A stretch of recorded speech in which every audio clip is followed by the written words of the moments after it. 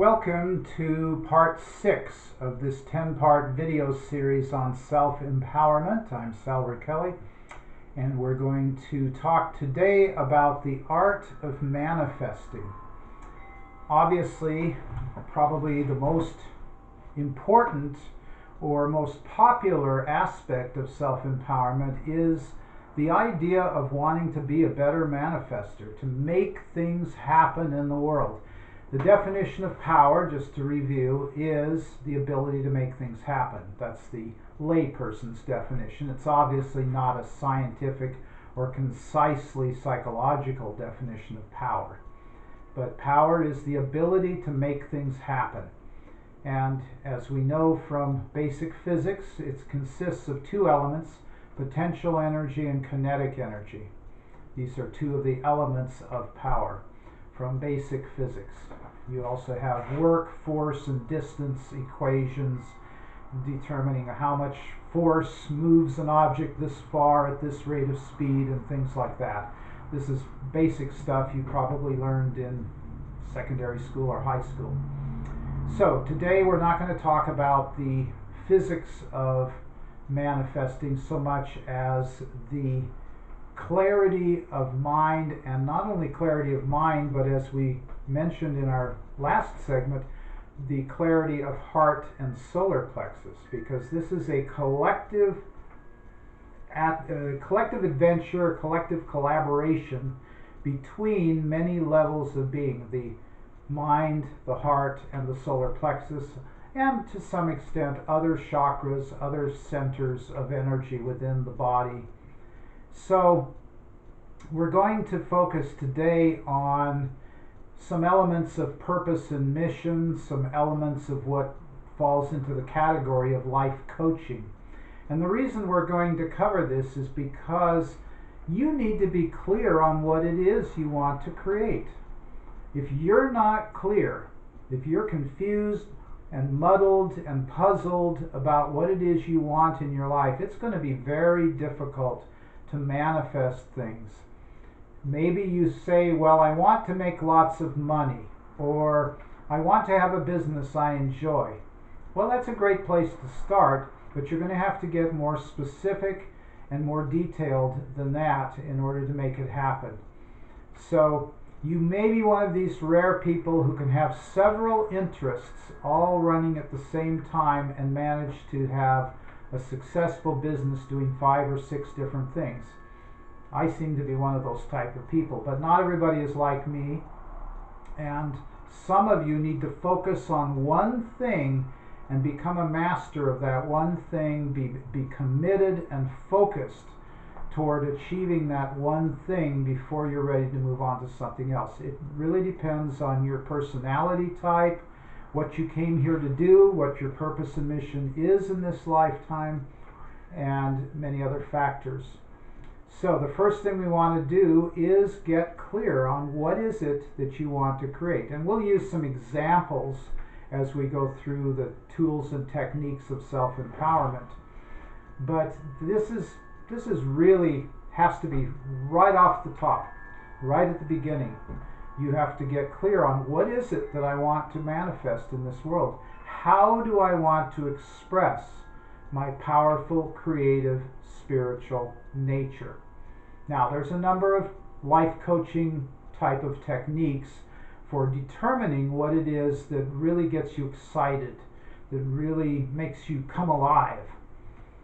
And we're not going to take the time to go into those techniques in detail in this video series. You will get a chance to do those during the personal sessions, and depending on which workshops you take, you may get a chance to do those in the workshops as well. But one of the ideas is basically to, well, I call it the doorway process, and it's based on the idea, this is from Timeline Healing, which is the powerful therapy that I work with, that there are possible and probable realities. And I use a simple example. Let's say I have an object such as this water bottle. And let's say that it's sitting down on the table. You probably can't see it the way the camera is focused at the moment, but the water bottle is sitting on the table. And I have a lot of choices in the very next moment. I can choose to pick the bottle up, hold it up, look at it, roll it around, decide to take a drink from it, move it to the left, move it to the right, or I could not touch the bottle at all and I could play with something else that's in my field of vision. There's nearly an infinite number of things I could do in the very next moment. So what determines the actual outcome of what I do? Well, in the case of lifting the bottle, first I have the desire to lift the bottle, then I set my focus and intention on the bottle, and then I summon the strength using a brain, body, nervous system communication process that actually activates the muscles in the arm to go and pick up the bottle and perhaps take a drink, or perhaps not take a drink, as the case may be. What I just did has become part of the dominant timeline, we call it. In the dominant timeline, not only did I pick the bottle up, but I actually took a drink from the bottle. So that is now recorded as part of what we call the dominant timeline. When you want to manifest something, you are bringing your ideas, your possible and probable realities, you're bringing them in from the wave state of time into the particle state of time, which is what actually occurs in this realm that we call the dominant timeline, which is a collaboration of the efforts of many, many souls around the world who all agree, if they could see me, they would all agree that I picked up the bottle and took a drink. So that's part of a collective reality which we call everyday life. Just as the sun rising in the morning is considered a part of everyday life, we all agree that the sun rose this morning.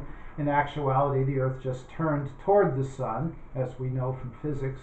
But we all kind of agree that it's the start of another day, it's a certain day on the calendar, and so on. So all of that is part of the dominant timeline. In the case of the sun and the earth, it's a extremely high probability timeline before it happens, meaning there's a very, very good chance the sun's going to rise tomorrow morning.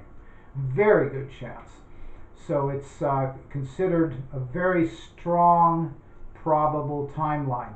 If I'm really, really thirsty and I need to take a drink from this bottle, it's a pretty strong probability that I'm going to pick up the bottle and drink from it. So this would be an example of a probable timeline that has a lot of energy, attention, and focus placed on it. So when you have a strong desire and you have a lot of passion and energy directed in a particular way, you tend to manifest that particular thing. And this is not new information. There are success motivation books out there. The most popular self-help book of all time is called Think and Grow Rich by Napoleon Hill. The second most popular is called As a Man Thinketh by James Allen. These books are basic metaphysics, and they're basically saying whatever you put your time, attention, and energy into tends to be what manifests. Again, this is not some new secret. This has been around for a long time. But we're simply adding some more dimensions to basic metaphysics in this series. We're looking at things from a more multidimensional perspective.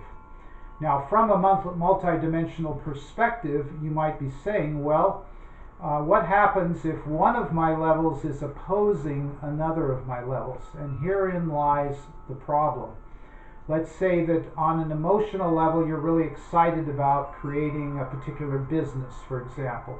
But maybe on a mental level, you have all these fears or considerations about how difficult it's going to be to establish the business. Maybe the economic climate's not so good. And so you really don't have a lot of confidence in your ability to create this particular business. So you could say there's a conflict between the emotional and mental levels of your being in this example. So your lower levels, your 6 lower levels, are not integrated, and therefore it's going to be more difficult to manifest. So you may have to do some work using timeline healing or some other form of therapy to help bring your emotional and mental bodies into alignment, which in this case might be handling your fears of success or your fears of failure. We're not going to spend a lot of time going into the core negative beliefs and exactly which thoughts are preventing me from creating and manifesting what I want, because you can get this information from a number of different sources. And I always like to try and present something that has either not been given before or is given in a different way than what is given in other sources. So I don't spend a lot of time on things that there's 100 books on your thoughts create your reality. And that's not even the whole picture. I don't really like that statement, your thoughts create your reality. It's partially true, but it's not the whole picture. As Napoleon Hill and James Allen and others will be happy to tell you, you need to feel passionately. You need to have a strong desire, a strong motivation, as well as having the positive thoughts in order to effectively manifest. And in our work, we kind of break it down into 3 categories: love, wisdom, and power. So you have the wisdom of the mind, you have the love and compassion of the heart, and you have the power and personal will of the solar plexus. Those are the 3 main attributes to effective manifesting. You need to feel it in your gut, in your solar plexus. You need to feel it in your heart as a passion, as a love. I love to do this. And you need to have the clarity of the third eye chakra, which represents the higher mind. So this is, I'm going to visualize, I'm going to affirm, I'm going to plan and strategize what I'm putting forth, and I'm going to feel it as a passion within me, and I'm going to also feel it as a motivational force of power coming from the solar plexus. So we use these 3 chakras together to create and manifest. This is a little bit of review from our last segment. So manifesting has many other dimensions to it. For example, there is the collective creation, and then there's the individual creation. Certain things you can create all by yourself, like picking up the bottle and taking a drink. Other things may require the cooperation of other people, such as starting a healing center or an alternative school or something like that. That's going to require free will decision making by a lot of different souls. So it's not going to be necessarily as simple as, oh, all I have to do is think the right thoughts and feel the right feelings and it's going to happen. No, there's definitely more to it than that. You have to align with other souls who share a similar vision and have the talents, skills, and abilities to help bring your project into focus. So what you can do is be an inspiration to those other souls that are part of your project. You can inspire them. You can help keep them focused and on task so that their minds don't wander away from what it is you're trying to create. So you become a catalyst, you become a positive force for manifesting when it involves a group of souls, such as a healing center, a school, an organization, a foundation, something of that sort. So there's definitely a lot of dimensions to manifesting, and in this brief series of segments, we're not going to take the time to go more deeply into each individual aspect of the manifesting process. The main thing is just to understand, number 1, you've got to get clear on what it is you want to create. And number 2, you can utilize the power of your third eye, heart, and solar plexus, as well as the other chakras, to become more effective in your ability to know and intend what it is you wish to create. When you have this strong knowing and intention, people around you are going to tune in to this knowing and intention, and they're going to be inspired, and you're going to find people are supportive of what you want to do, or if they're not supportive, they will find others who are and send them to you, because you're putting out a beautiful attitude, you're putting out a beautiful field of energy, and the law of attraction takes over at this point. You have this confidence, this knowingness within, this is what I'm creating, that's going out into the universe, and it's attracting the right people to you to help make your dreams become a reality. So this is a kind of a little metaphysics 201 perhaps, all condensed down into 15 or 20 minutes. So thanks for being present during this segment, and we'll see you in the next segment.